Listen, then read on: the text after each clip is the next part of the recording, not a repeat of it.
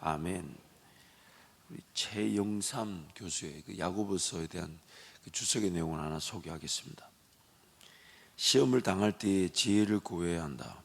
그렇게 하기 위해 몸부림치며 기도해야 한다. 그것이 시험이다. 답을 달지 않는 한 문제는 없어지지 않는다. 다만 그 시험 속에서 하나님께서 나에게 요구하시는 그것을 말씀과 기도와 묵상을 통해 깨닫고 그 요구에 순종해 드릴 때 그 시험은 더 이상 효력을 잃고 물러간다. 통과했기 때문이다. 대나무에 마디가 생기는 것처럼, 도자기가 형태를 더욱 갖추어 가는 것처럼, 태아에게 눈, 코, 입이 생기는 것처럼 거기에 비로소 성숙과 성장이 찾아온다. 정체되어 있을 수가 없는 것이 우리의 신앙입니다.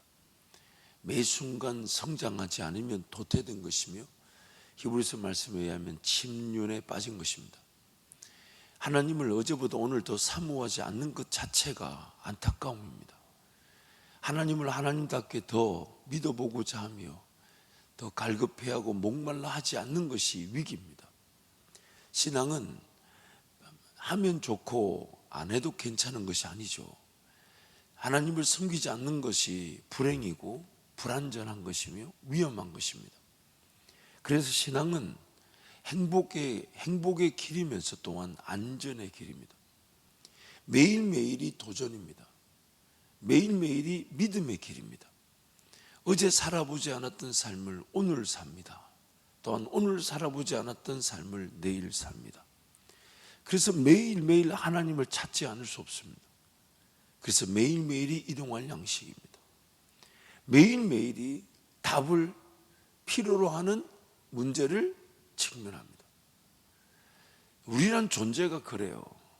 똑같은 문제를 풀고 싶어 하지 않아요. 똑같은 수준에 머물고 싶어 하지 않아요. 이만하면 족하다 이길 만한 인생의 때가 없어요. 인생 자체가 끊임없는 성장이며 도전입니다. 그래서 순종, 그걸 다른 말로 답이라 그러죠.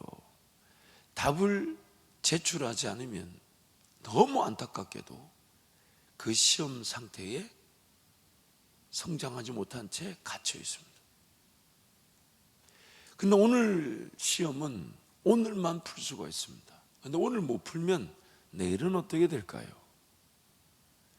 오늘 풀지 못한 문제가 그대로 있으면서 내일 더 하나님을 맛볼 수 있는 그런 좋은 시험을 치를 수가 없습니다. 없습니다. 오늘 걸 풀지 않았는데 내일 걸 풀 수가 없습니다. 이렇게 얘기하시죠. 하나님 원하시는 그 시험은 오늘 우리를 더 하나님을 경외하게 하기 위함이다. 그래서 오늘 악에게 시험을 받지도 않으시고 그 누구도 시험을 하지 않는 것은 우리의 죄로 인한 유혹, 미혹의 시험을 하나님께서 우리에게 허용하신 것이, 만드신 것이 아니랍니다. 우리 죄가 만들어낸 것이지. 하나님이 우리를 시험하시는 것은 하나님을 더 맛보고 경외하도록 하기 위해. 그러니 오늘 우리가 두려워해야 될 것은, 하나님 오늘 우리에게 풀도록 허락하신 그 은혜의 시험은 무엇입니까? 내가 더 성장하고, 내가 더 행복하고, 내가 더 기쁘고, 내가 더 즐겁고, 내가 더 수고의 보람을 느끼고, 내가 더 사랑의 열매를 맛보고, 내가 더 하나님을 더 섬기고 싶은 열망을 가지게 될, 사모함과 목마름과 갈급함은 더 깊어져 가고 하나님 그것을 더 채워주시는. 그래서 오늘 풀어야 될 믿음의 길은 무엇입니까? 오늘 걸어야 될 믿음의 길은 무엇입니까? 그러나 그것이 분명히 감당할 길이 될 것인데, 충분히 이겨낼 길이 될 것인데, 제가 더 발을 내디뎌야 될 것은 어디입니까? 도전해야 될 것은 무엇입니까? 그것이 오늘 우리가 두려워해야 될 삶의 자세입니다. 만약 하나님을 더 알아보기 위한 시험에 내가 직접 시험을 치르고자 하나님의 은혜를 사모하지 않는다면 나는 시험을 당하게 됩니다. 내 욕심에, 내 정욕에. 어쩌면 이미 오늘이라는 그 백지가 딱 주어졌어요. 문제도 모르겠고 답도 몰라요. 문제 모르니까 답도 모르죠. 그래서 하나님께 묻죠. 하나님, 오늘 제가 풀어야 할 믿음의 시험은 무엇입니까? 오늘 어떻게 하면 하나님을 더 맛볼 수 있습니까? 어떻게 하면 하나님을 경험할 수 있습니까? 그래서 오늘 이 땅에 남겨 놓으실 건데, 그래서 오늘 나를 이 땅에 남겨 놓으셨을 텐데, 그리고 그 시험을 풀지 않으면 내 미혹과 유혹에 시험을 당할 수밖에 없으니, 그 하나님의 그 백지로서의 오늘, 선물로서의 오늘, 하나님을 맛볼 수 있는 오늘, 그것을 치르고자 하지 않는 마음도 어쩌면 내가 이미 시험을 당해가지고 이거 없으면 못 산다, 저거 없으면 못 산다, 그게 하나님 못 믿기 때문에 이거 없으면 못 산다, 저거 없으면 못 산다 나온 거거든요. 시험을 당한 거죠. 그러니 하나님, 오늘이라는 이 백지, 한 번도 안 살아본 오늘, 한 번도 안 살아본 오늘, 어떤 은혜가 있을까요? 그러니까 우리 오늘 이 새벽을 깨우고 왔으니, 야, 칭찬할 만하죠. 우리 각자 자기 머리를 한번 쓰다 장하다, 장하다, 장하다, 장하다. 더 하란다고 하시는 것도 참 너무 감사할 따름입니다. 그러나 너무 귀한 일이죠. 하나님을 기대하기 때문에 온 겁니다. 하나님, 오늘도 그냥 사라지는 삶이 되기를 원치 않습니다. 분명히 하나님 감당할 길로 걸어가면서 맛보게 하실 거고, 경험하게 하실 거고, 나를 감격하게 하실 거고, 또 비단 그런 어려움이 있고 문제가 있겠지만 그 가운데 이렇게 얘기하시죠. 네가 물 가운데로 지날 때도 염려하지 마라. 불 가운데로 지날 때도 두려워하지 마라. 물이 너를 침범하지 못할 것이고 불이 너를 머리카락 하나 태우지 못할 것이니, 어떠한 환경 속에서도 하나님 나를 지키심으로 오히려 내 죄로 인한 시험 당함도 기쁘게 여길 일이 되게 하실 것이니까 오늘 하나님을 기대하라 라고 우리에게 말씀하시는 것입니다. 그래서 오늘 이제 하나님께서 그 시험 당함을 통하여 오늘 우리에게 시험을 치를 자세를 고치시켜 주시면서 우리에게 이렇게 얘기하죠. 의심하지 마라. 왜 의심하냐? 스스로 판단을 당하지 말거라. 왜냐하면 마음이 나뉘어져 있다는 거죠. 혼신의 힘을 다해서 마음을 다하고 뜻을 다하고 힘을 다하여 목숨을 다하고, 그래서 하나님을 사랑할 기회인데 내 죄로 말미암아 하나님께서 원하시는 게 이건데 이게 돌봐질까? 이 길 분명히 가자 하시는 것 같은데 이거는 어떻게 하나? 여러분, 바이블 타임에 따라서 이제 성경을 읽어가시는 분들 어제 묵상을 보면요, 그 수넴 여인이 엘리사의 그 말에 순종하여 이제 기근 동안 블레셋의 땅에 가서 7년을 살다가 돌아옵니다. 집에 있는 전토, 땅 다 두고요. 다 두고 엘리사 말 한마디에 기근이 있을 것이라고, 그래서 다 짊어지고 블레셋 땅에 갔다가 돌아옵니다.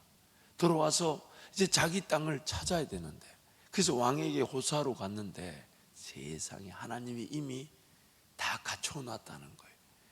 엘리사의 사원이었던 게하시가 왕 옆에 서서 왕이 게하시에게 묻습니다.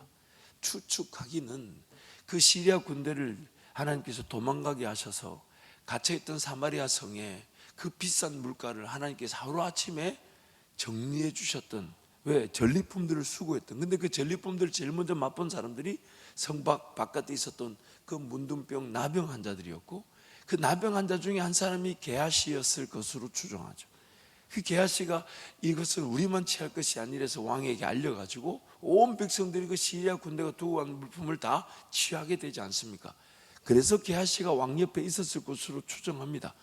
어쨌든 게하시가 왕 옆에서 왕이 게하시에게 묻죠. 엘리사에게 어떤 기적이 있었냐 쫙 설명하니까 몇 개를 설명하다가 그 중에 하나가 뭐였습니까? 수넴 여인의 가정에 아들을 준 것과 그 죽은 아들을 살려주신 얘기를 막 하는데, 수넴 여인이 엘리사의 말대로 7년 동안 기근 때문에 블레셋에 갔다가 돌아와서 땅을 찾고자 하는 그때 게하시가 때마침 자기 얘기를 왕에게 하고 있더라는 거죠. 순종만 하면 되는데. 왕이 이렇게 얘기하죠. 그 전토를 돌려줄 뿐만 아니라 7년 동안 그 땅의 소출도 다 돌려줘라. 적금을 탄 거예요. 7년 동안 그 전토로 먹고 살았을 텐데 기근 피하러 블레셋 땅에 갔다 왔더니 땅만 찾은 게 아니라 그 땅의 7년 소출까지 적금까지 받았어요. 순종만 하면 되는데, 그런데 순종이 안 되는 게 두 마음이죠.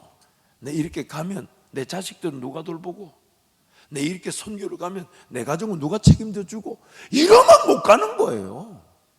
못 가는 거야. 믿음이 없는 거죠. 바람에 흔들리는 거죠. 주님이 책임져 주시겠죠. 주님이 도우시겠죠. 그 길 걸어가면서 나에게 이 순종의 길을 나에게 믿어지게 하시고 걸어가게 하신 게 은혜구나를 알게 하시겠죠. 그런데 그게 없죠. 나한테 순종하려고 하지 않죠. 왜? 두 마음이 나는, 두 마음이.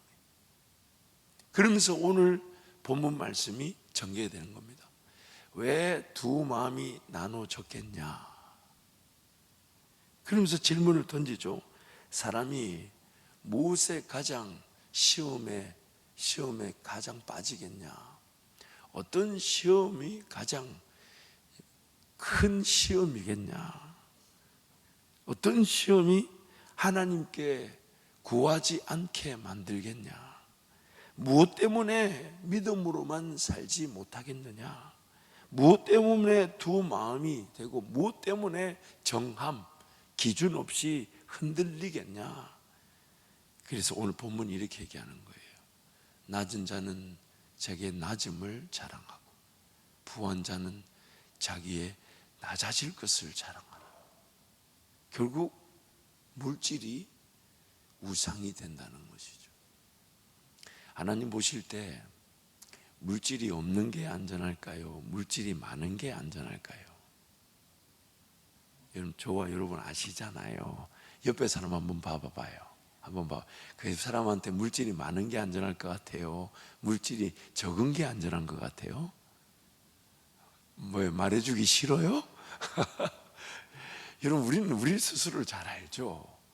물질이 많은 것보다 대답 안 한다고 해서 이게 빠져나갈 수가 있는 게 아니에요. 대답을 하는 게 좋아요.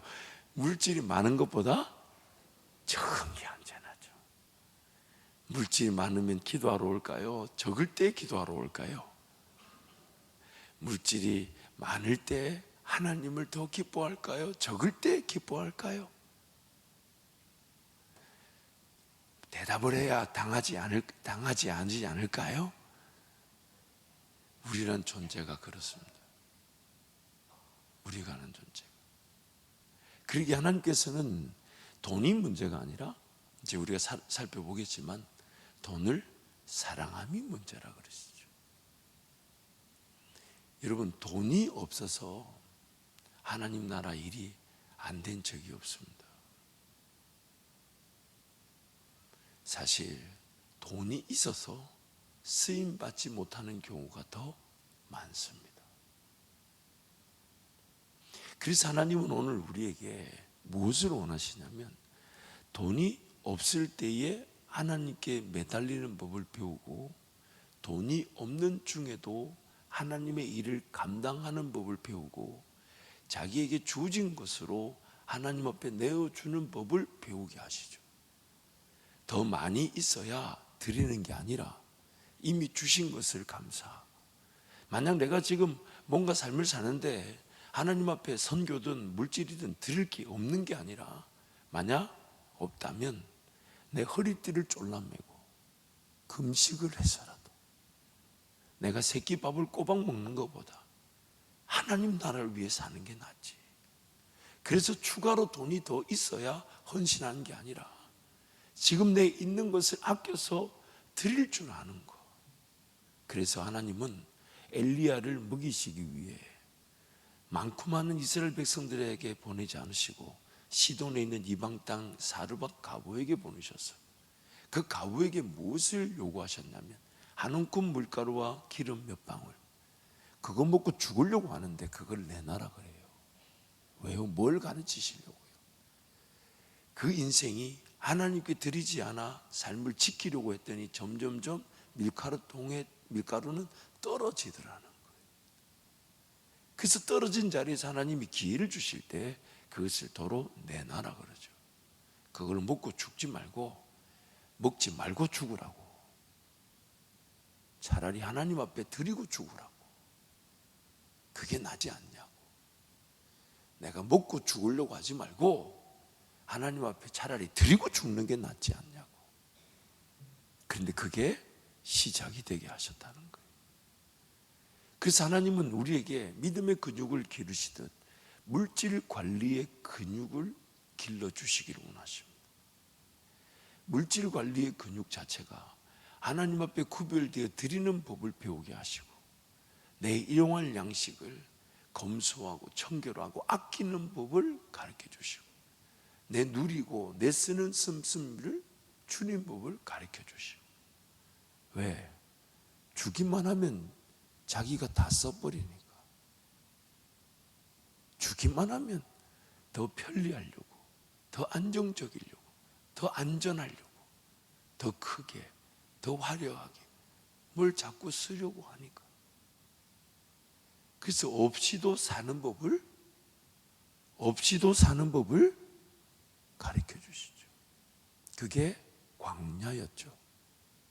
없어도 먹이시고 입히시는 거. 그래서 하나님께서 물질을 통해서 우리를 다루시는 겁니다. 그러나 그 물질에 대한 시험은 우리가 만들어내죠. 하나님 못 믿어서, 못 먹을까 봐, 못 입을까 봐. 그래서 그거라도 벌어놔야 되고 그거라도 가져야 된다고 여겼던 것이죠. 그래서 부하려고만 했던 겁니다.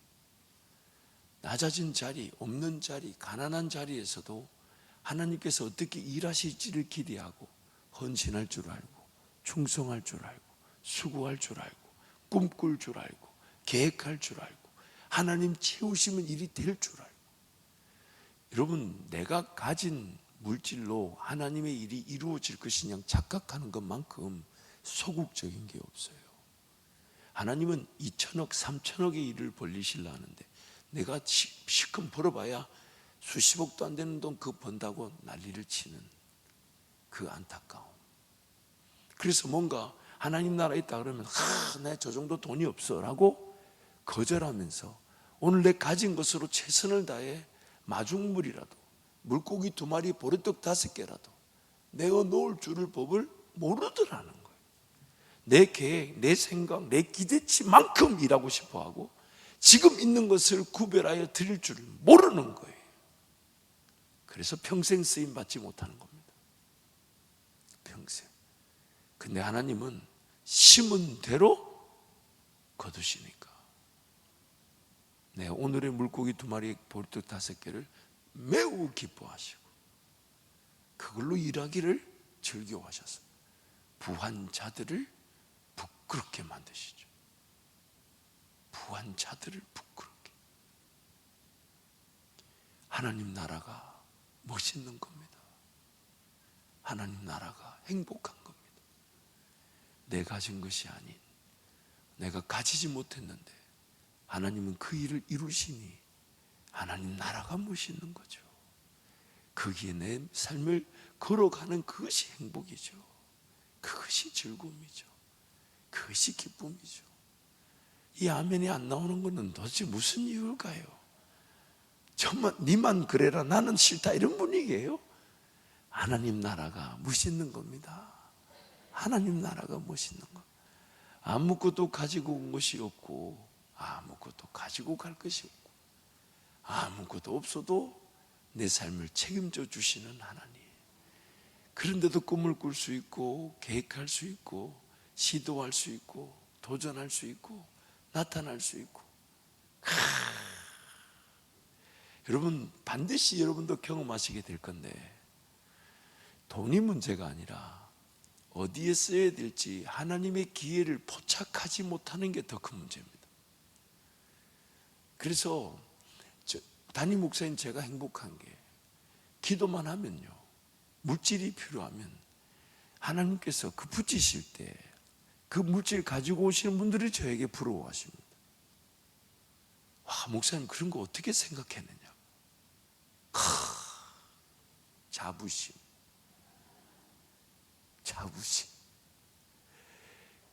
돈이 나갈 때를 보이지가 않는데 돈을 모은 것도 보통 실력은 아니에요. 제가 참 그것도 신기하더라고. 그러니까 그게 하나님 손에 달렸다는 건데, 꿈을 꾸는 일이 귀한 것이지 돈이 귀한 게 아니에요. 우리 하나님이 돈이 없어 일 못한 적이 없어요.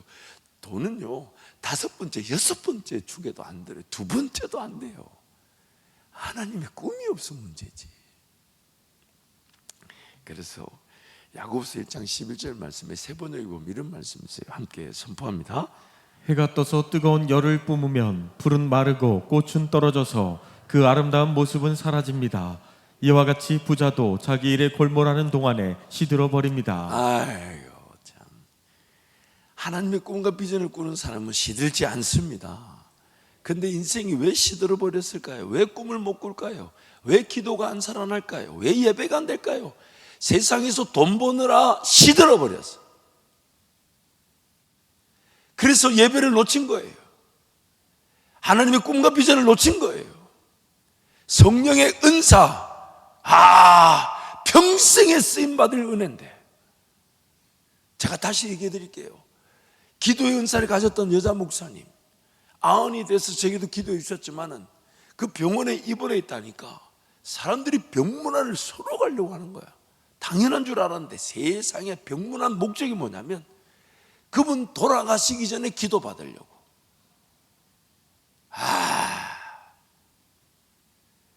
누가 병자인지를 모르겠어. 침대에 누워가지고 지금 손을 들기 어려운데 사람들 가가지고 죄송하지만 기도 한번 해주세요. 아니 제가 그 밖에서 보면서 누가 병자인 걸까요? 누가 아픈 걸까요? 누가 쓰임받는 걸까요? 그건데 그런 걸 사모할 줄 알아야 되는데, 그래서 빨리 교회 안에서 성장해서 교회가 되려고 하고 교회를 세우려고 하고 교회가 우선인데, 왜? 교회가 아니면 은사가 나타날 수가 없기 때문에. 세상 사는 게 교회 은사로 사는 게 아니잖아요.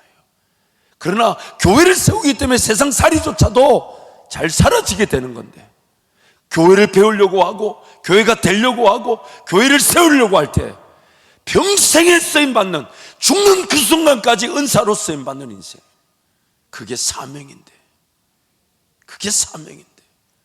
그걸 사모할 줄 알아야지. 돈 버느라고 시들어 버려가지고. 돈 벌고자 하는 영은 떠나갈지어다. 이 아멘 안 한 거 왜 이래요? 돈 벌고자 하는 영은 떠나갈지어다. 하나님의 은사를 사모할 줄 아는 거예요. 그래서 교회를 지켜내고 교회를 위해 수고하고 희생하고 교회를 세우고자 하고 교회를 빛내고자 하고, 그것이 세상에 어떤 일을 하든지 간에 성령의 은사를 맛보는 자들이 평생 쓰임받게 되는 것.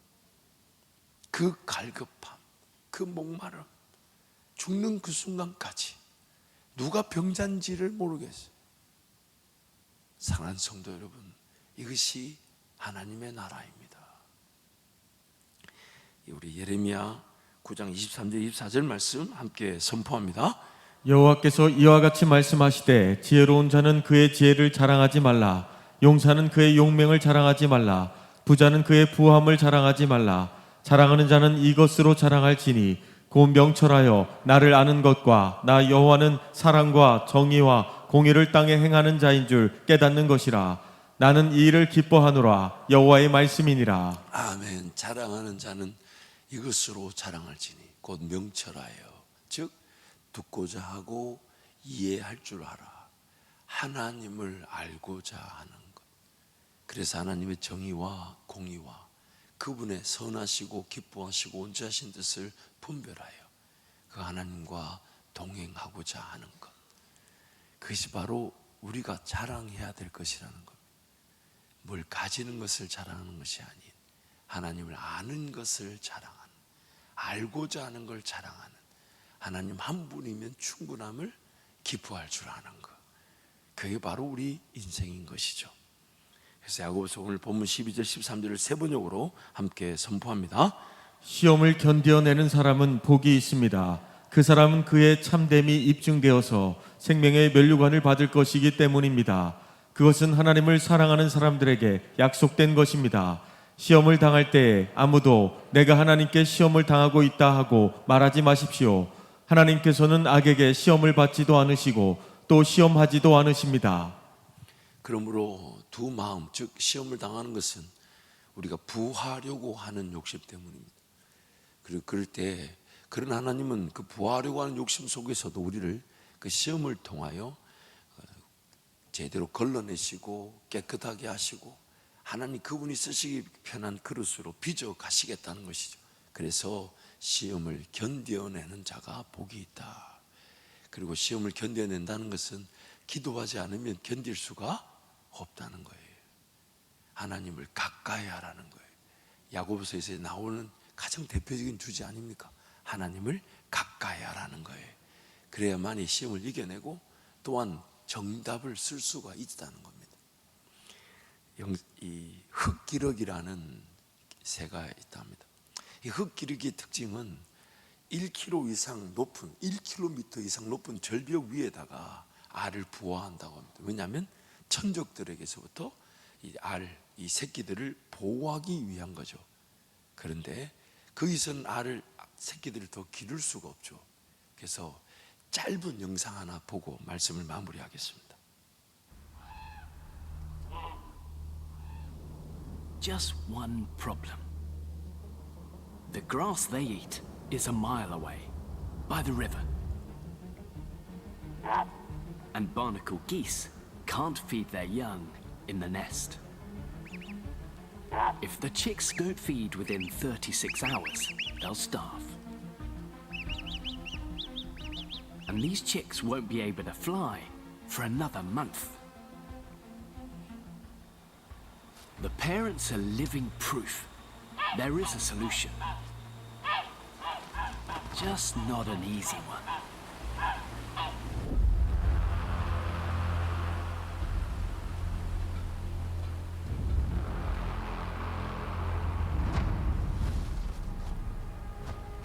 Dad leads the way.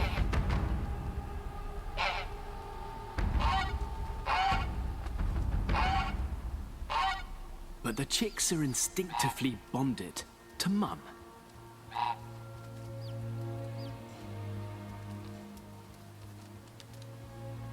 Where she goes,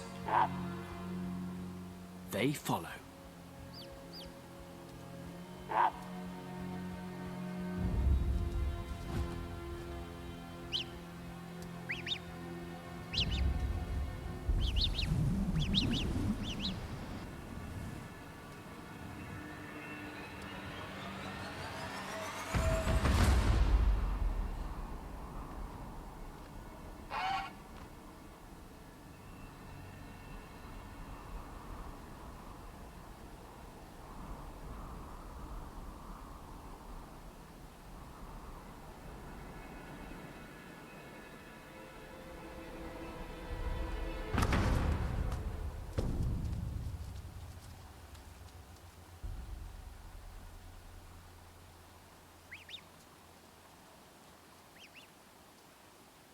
Incredibly, it survived.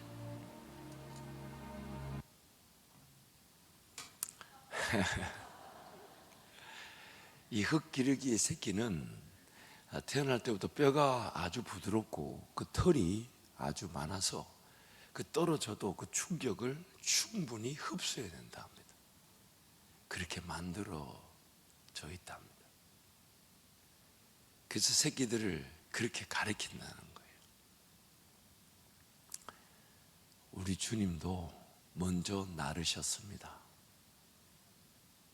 그리고 우리 보고 뒤따라오라 그러십니다. 그런데 너무 그거 아십니까, 여러분? 우리에게 믿음이라는 게 있는데 우리는 그 능력이 뭔지를 모른다는 거예요. 그 믿음을 어떻게 하면 가르쳐 주실 수 있을까? 그래서 분명히 배에 함께 계셨을 때 그 파도와 풍랑을 잠잠케 하실 수 있으셨고, 그러나 다시 그 풍랑과 파도 속에 있는 제자들에게는 파도와 풍랑을 잠잠하게 하지 않으시고 그들을 그 파도와 풍랑 위로 초청하셨다는 겁니다.